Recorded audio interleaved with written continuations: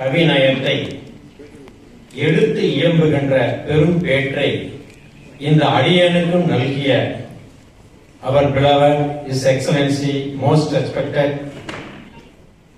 Honourable governor அவர்களுக்கு எனது சிரம் தாழ்ந்த வணக்கத்தையும் இதயம் கனிந்த நன்றிகளையும் தெரிவித்துக் கொள்கிறேன். கவி சக்கரவர்த்தியினுடைய அந்த கவித்திறன் கம்பராமாயணம் முழுவதும் இருக்கிறது. காலம் கருதி ஒரே ஒரு பாடலோடு நான் நிறுத்திக் கொள்கிறேன். யுத்த காண்டத்துல விபீஷண அடைக்கல படத்துல விபீஷணன் அடைக்கலமான பின்பு ராமனின் வாய்மொழியாக கம்பன் இதை எழுதுகிறான். குகனொடும் ஐவரானேன் முன்பு பின் குன்று சூழ்வான் மகனொடும் அறுவர் ஆனேன் எம்முறை அன்பின் வந்த அகனமர் காதல் ஐயா நின்னொடும் எழுவரானோம் புகழரும் காணம் தந்து புதல்வரால் ஒழிந்தான் முந்தை. இதுதான் பாட்டு. புகன் முதல்ல ஸ்ரீராமனை சந்தித்தது அந்த கங்கையின் வடகரையில சிறுங்கி பேரம் என்ற இடத்திலே. அவனை சகோதரனாக ஏற்றுக்கொள்கிறான். ஐந்தாவதாக அடுத்ததாக கிஷ்கிந்தையிலே ரிஷ்யமுகம் என்ற இடத்தில் சுக்கிரீவன் வந்து சரணடைகிறான். அவனை ஆறாவது சகோதரனாக எடுத்துக் கொள்கிறார். அடுத்து ஏழாவதாக தமிழ்நாட்டில் இருக்கக்கூடிய தென்முதுகோடியிலே அகநானூர்ல இந்த இடம் இருக்கிறது. 70ஆம் பாடல்ல வெண்வே கவுரிய தென்முதுகோடி முழங்கு இரும் பவம் இறங்கும் முன்துறை வெல்போர் ராமன் அருமறைக்கு அவித்த பல்வீழ் ஆழம் போல். இது அகநானூர்ல 70ஆம் பாடல். ஆகவே ராமன் அருமறைகள் வேதம் ஓதி அந்த கடலை கடப்பது பற்றி ஆலோசனை செய்த இடம் தென்முதுகோடி. கவுரியர்னா பாண்டிய நாட்டை சேர்ந்த கடற்கரையில் இருக்கக்கூடிய தென்முதுகோடி. அங்கே வந்து சரணடைந்தது விபீஷணன். அவனை 7வது சகோதரனாக எடுத்துக் கொள்கிறார். இந்த பாட்டுல இந்த 3 உதாரணங்கள் மூலமாக 2 விஷயங்களை கம்பர் இங்கே விளக்குகிறார். முதல்ல தெய்வ பக்தியின் 3 பரிமாணங்களை, 3 நிலைகளை, 3 படித்தரங்களை எடுத்து எம்புகிறார். அடுத்து ஒரு தேசபக்தி எப்படி முழுமையாக இருக்க வேண்டும் அதை இங்கே குறிப்பிடுகிறார். முதல்ல தெய்வ பக்தி. சுக்கிரீவனும் அனுமன் மூலமாக ராமனையும் லட்சுமணையனும் சந்தித்து அதன் பின் அனுமன் சொல்கிறான், எளிதின் நிற்கு அரசு தந்திடுவார். வாழி இந்திரன் மகன். இந்திரன் சிறுவனுக்கு இறுதி இயலும் அப்படி சொல்றான். அதாவது இதுல சுக்கிரீவன் எதை கேட்டு ராமனிடம் நட்பு கொள்கிறான்? அந்த வேண்டுதல் என்ன? வானர அரசு வாழிவதம். ஆகிய ஒரு வேண்டுதல் இருக்கிறது. இறைவனிடம் நாம் வேண்டிக் கொள்கிறது மாதிரி அதற்கு ஒரு காணிக்கை சீதா பிராட்டியை, அன்னை சீதையை மீட்டு கொண்டு வரும் பணியில் சுக்கிரீவன் ஈடுபடுவது. நம்ம கோயில்ல போறோம், சாமி கிட்ட வேண்டுறோம், அது வேண்டுதல். அது வேண்டுதல் நிறைவேறினா நம்ம ஒரு காணிக்கை கொடுப்போம். அந்த மாதிரி சோ ஒரு ஆசை, ஒரு இச்சை, ஒரு வேண்டுதல், இதன் காரணமாக அங்கே சுக்கிரீவன் ராம பக்தி கொடுக்கிறான். ஆகவே இது காமிய பக்தி. ஒன்றை வேண்டி நாம் இறைவனிடம் பக்தி கொள்வது காமிய பக்தி. காமிய என்றால் இச்சை, ஆசை. இது சுக்கிரீவனுடைய பக்தி. விபீஷணனோட பக்தி எப்படி இருக்கிறது? விபீஷணன் பிரம்மாவை நோக்கி தவம் இருக்கும் போது வேத விற்பனர்களை நாம் மதிக்க வேண்டும், தர்ம நெறியில் நான் வாழ வேண்டும், அந்த எல்லையற்ற பரம்பொருளின் மீது பக்தி பாசம் கொண்டிருக்க வேண்டும். ஆகவே தர்மத்தின் ஒரு வழியில நடந்த அந்த விபீஷணன் ராவணனுடைய மந்திர ஆலோசனையில் தர்மத்தை உபதேசத்தால் விரட்டப்பட்டு ராமனிடம் வந்து சரணடைகிறான். அவன் வந்த நோக்கம் அவனால் சொல்லப்படுகிறது. எல்லையில் பெருங்குணத்து ராமன் கால் இணையில் புகழும் அப்படி சொல்றான்.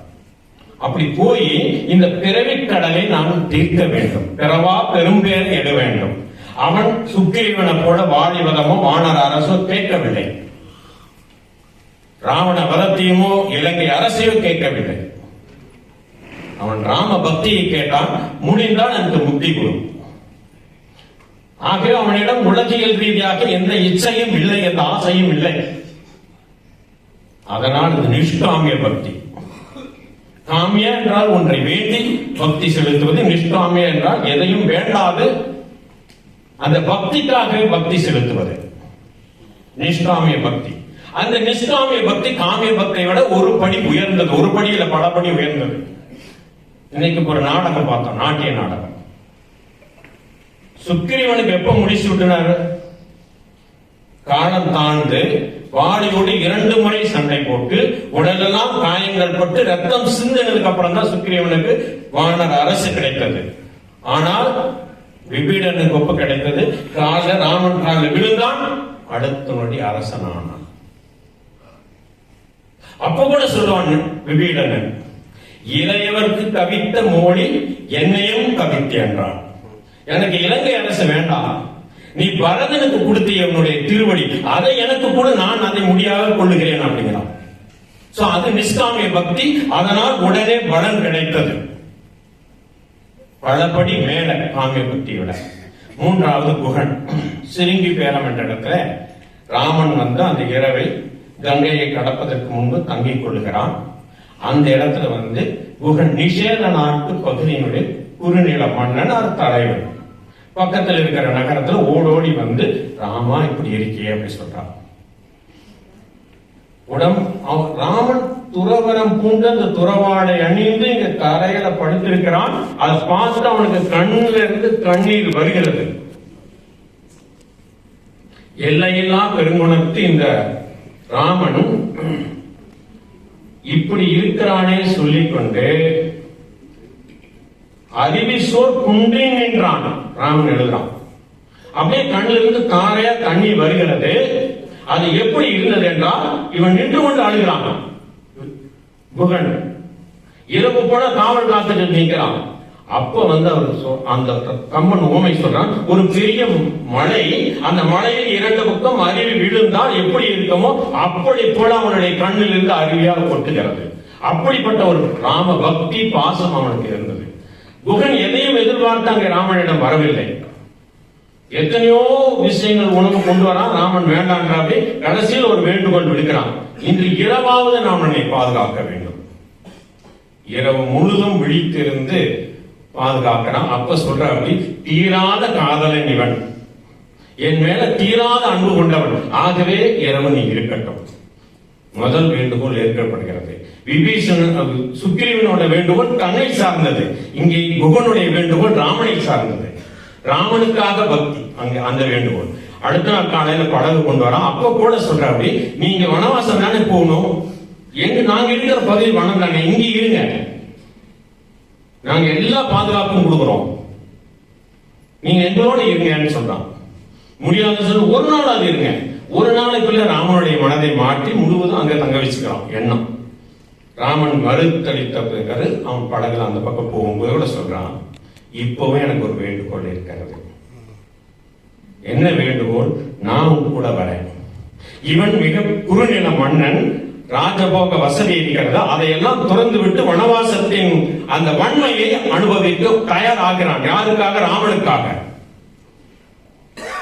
14 வருஷம் கூட இருக்க, அந்த கஷ்டம்லாம் நான் தாங்கிக்கிறேன், நீ நல்லா இரு.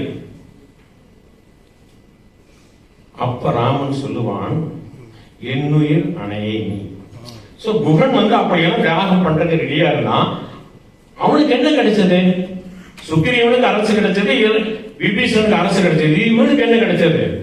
அவர்கள் காலத்தால் அழியக்கூடிய அரசை பெற்றார்கள். இவன் காலம் கடந்து காலத்தையே கட்டி போடுகின்ற எல்லையற்ற அந்த பரம்பொருள், இந்த பிரபஞ்சங்களையும் ஆண்டு அனுபவிக்கக்கூடிய அந்த பரம்பொருள் இவனுக்கு கட்டுப்பட்டு நின்றது. அந்த பரம்பொருள் தன்னையே கொடுத்து நின்றது. அங்கே என்னுயிர் அணையை நீ, நான் உன் தொழில் உரிமையின் உள்ளே, உனக்கு கீழே போனது பணியார் நான், அப்படி ராமன் சொல்றார். ஆகவே அந்த குகனுடைய பக்தி மிக மிக உயர்ந்த பக்தி, நிஷ்காமிய பக்தியை விட பலபடி உயர்ந்த பக்தி. ஆகவே இந்த மூன்றையும் இணைத்து ஒரு தெய்வ பக்தியினுடைய 3 நிலைகளை கம்பன் அழகாக இந்த வரிகளை எழுதி சொல்லியிருக்கிறார். இது தெய்வ பக்தி. அடுத்து தேசபக்தி. நாம பள்ளிக்கூடத்தில் நேஷனல் பிளட்ஜ் எடுக்கிறோம். இந்தியா எனது தாய்நாடு, இந்தியர்கள் அனைவரும் எனது சகோதர சகோதரிகள். இதனுடைய விளக்கம் தான் இந்த பாட்டு. குகன் எங்க இருக்கான்? கங்கையினுடைய வடகரையில, வட பாரதம். சுக்கிரீவன் எங்க இருக்கிறான்? கிஷ்கிந்தையில, ரிஷ்யமுகத்துல, மத்திய பாரதம். விபீஷணன் சரணாகதி அடைந்தது அகநானூர்ல சொல்ற பாண்டிய நாட்டினுடைய கடற்கரையில, தென் பாரதம். இந்த 3 பேரையும் சகோதரர்களாக ராவன் எடுத்துக் கொள்கிறார். இன்னைக்கு நேஷனல் பிளட்ஜுக்கு காரணமே ராமன் தான். நம்முடைய தேசபக்தி எப்படி இருக்க வேண்டும் என்றால், முழுமையான பாரதம் நம்முடைய அந்த மனிதனுடைய சிம்மாசனத்தில் வீற்றிருக்க வேண்டும். அதுதான் தேசபக்தி. தேசத்தை பற்றிய ஒரு கண்ணோட்டம், விழிப்புணர்வு, அந்த தேசத்தினுடைய பார்வை முழுமையானதாக இருக்க வேண்டும், விசாலமானதாக இருக்க வேண்டும், இமயம் தொடங்கி குமரி வரை இருக்க வேண்டும். அப்படிப்பட்ட ஒரு தேசபக்தியை தான் கம்பன் இந்த வரிகளை காட்டுகிறான். இல்லையென்றால் அவன் குகனை அங்கேயே அயோத்தியா காண்டத்திலே சகோதரன் சொல்லி போயிருக்கலாம், கிஷ்கிந்தா காண்டத்துல சுக்கிரீவனை சொல்லி போயிருக்கலாம், இங்கே யுத்த காண்டத்துல விபீடனை சொல்லிவிட்டு போயிருக்கலாம். ஆனால் 3ஐயும் இணைத்து சொல்லுவது வட மத்திய தென் பாரதம் 3ம் இணைந்தது இந்த தேசம் என்று காமிப்பதற்காக ராமனுடைய வாக்காக. இது கம்பனுடைய கவி கூட்டம் அல்ல, ராமனுடைய வாக்காக காட்டுகிறார். ஆகவே இந்த தேசம் என்பது முழுமையான பாரதம், இமயம் தொடங்கி குமரி வரை இருக்கக்கூடிய பாரதம். ராமனுடைய காலமான திரேதாயுகத்திற்கு முன்பே இப்படித்தான் பாரதம் இருந்திருக்கிறது. நம்முடைய பண்டைய தமிழ் நூல்கள் 8 தொகை 10 பாட்டு சங்க இலக்கியங்கள் பார்த்தோமானால், இங்கே நம்ம ராஜபவன் கூட ஒரு புக்கு வெளியிட்டிருக்கு தமிழ்ல. முழுவதும் நம்முடைய தமிழ் கவிகளுடைய கூட்டு, தமிழ் மன்னர்களுடைய பார்வை இப்படித்தான் இருந்திருக்கிறது. அவருடைய பார்வை விசாலமானதாக, முழுமையான பாரதத்தை சார்ந்ததாக இருந்திருக்கிறது. சேரன் செங்குட்டுவனுடைய இமயமலை படையெடுப்பு கங்கையை கல்லெடுத்து வந்ததாக இருக்கட்டும், அல்லது ராஜேந்திர சோழன் கங்கை கொண்டு வந்ததாக இருக்கலாம், அவருடைய பார்வை இமயமும் கங்கையும் கோதாவரியும் இணைந்துதான் இருந்தது. விசாலமானதாக இருந்தது, குறுகலாக இல்லை. அதே போலதான் பழியாக சாலை முதுகுடுமி பெருவழியினுடைய பாட்டு தாரிக்கினார் எழுதுந்து. அவனா கன்னியாகுமரிக்கு தெற்கே இருக்க நிலப்பரப்பை தென்பாண்டி நாட்டை ஆண்ட மன்னன், பகுதி யாரும் குமரி யாரும் ஓடிக்கொண்டிருந்த காலத்தில் ஆண்ட மன்னன், எண்ணற்ற யாகங்களை செய்தவன். அந்த காலத்திலே யாகம் பண்ணியிருக்காங்க. அதனாலதான் அவர் பேர் பழியாக சாலை முதுகுடுமி பெருவழி பாண்டிய மன்னன். புறநானூற்றில் 6ஆம் பாடல் இருக்கு. அவனுடைய எல்லைகளாக அவன் ஆண்ட பகுதி தென்பாண்டிய நாடு. ஆனா அவனுடைய எல்லைகளாக, நாட்டின் எல்லைகளாக குறிப்பிடுவது வடாது பனிபடு நெடுவரை வடக்கும், தெனாது உருளு குமரியின் தெற்கும். பனி படர்ந்த இமயமலையிலிருந்து குமரி நதிக்கும் தெற்கே வரும் உன்னுடைய எல்லை. இது புரியணும்னா நேஷன் ஸ்டேட் கான்செப்ட் புரியணும். ஆண்ட பகுதி அட்மினிஸ்ட்ரேட்டிவ் என்டிட்டி, நிர்வாகத்தின் நிலப்பரப்பு. ஆனால் இமயம் தொடங்கி குமரி வரை என்பது பண்பாட்டின் நிலப்பரப்பு. பண்பாட்டால் ஒரு நாடு, ஆனால் அட்மினிஸ்ட்ரேட்டிவ் என்டிட்டினால அமைப்பார்கள் ராஜேந்திரன். இது நம்ம புரியணும். இதற்கு இன்னும் ஆணித்தரமான ஒரு ஆதாரத்தோடு என்னுடைய வரையை முடித்துக் கொள்கிறேன். சிலப்பதிகாரத்துல வஞ்சி காண்டத்துல வாழ்த்துக்காக 2ஆம் பாடல் இருக்கிறது. அருமையான பாடல். முடி மன்னர் மூவரும் காத்து ஓம்பும் தெய்வ வடபேர் இமயமலை. முடிமன்னர் மூவர் சேர சோழ பாண்டியர்கள். இவர்களுடைய பகுதி பாரதத்தினுடைய தென்கோடி பகுதி. இமயமலை இருப்பது ஆயிரக்கணக்கான கிலோமீட்டருக்கும் வடக்கே. அந்த இமயமலையை இவர்கள் ஏன் பேணி பாதுகாக்க வேண்டும்? முடிவிடை மன்னர் மூவரும் காத்து ஓம்பும் வடபேர் இமய தெய்வ இமயமலை. நம்ம பொருள் தானே நாம் பாதுகாப்போம், அடுத்தவங்க பொருளை போய் பாதுகாப்போமா? அப்ப இமயமலை பாதுகாத்து பேண வேண்டிய கடமை தமிழ்நாட்டின் மூவேந்தர்களுக்கும் இருக்கிறது என்றால், இவர்களுடைய அட்மினிஸ்ட்ரேட்டிவ் நிலப்பரப்பு, நிர்வாக நிலப்பரப்பு பாண்டிய நாடா இருக்கலாம், சோழ நாடா இருக்கலாம், சேர நாடா இருக்கலாம். ஆனால் பண்பாட்டு ரீதியான இவர்களுடைய நிலப்பரப்பு இமயம் தொடங்கி குமரி வரை இருப்பதனால்தான் இளங்கோவடிகள் அந்த பாட்டை எழுதியிருக்கிறார். ஆகவே இந்த கவிதை மூலமாக பண்டைய தமிழ் நூல்களும் இளங்கோவடிகளும் மன்னர்களும் ஆச்சாரியர்களும் காண்பிப்பது இந்த தேசபக்தி என்பது முழுமையானதாக இருக்க வேண்டும். இமயம் தொடங்கி குமரி வரை இருக்கக்கூடிய முழு பாரதம் நம்முடைய இதயத்தின் அரியணையில் வீற்றிருக்க வேண்டும். அதுதான் முழுமையான தேசபக்தி, அதுதான் முழுமையான தேசிய கண்ணோட்டம், சரியான தேசிய பார்வை என்பது தெரிகிறது. ஆகவே இந்த பாடல்ல இந்த 4 வரியில கம்பநாட்டாழ்வார் தெய்வ பக்தியினுடைய 3 நிலைகளை விளக்குவதோடு தேசபக்தி எப்படியும் முழு பாரதத்தையும் இணைக்கின்ற ஒரு முழுமையானதாக விசாலமானதாக இருக்க வேண்டும் என்று வலியுறுத்தி சென்றிருக்கிறார். நன்றி, வணக்கம். நன்றி திரு எம்.எல். ராஜா அவர்களே. கம்பன் வழி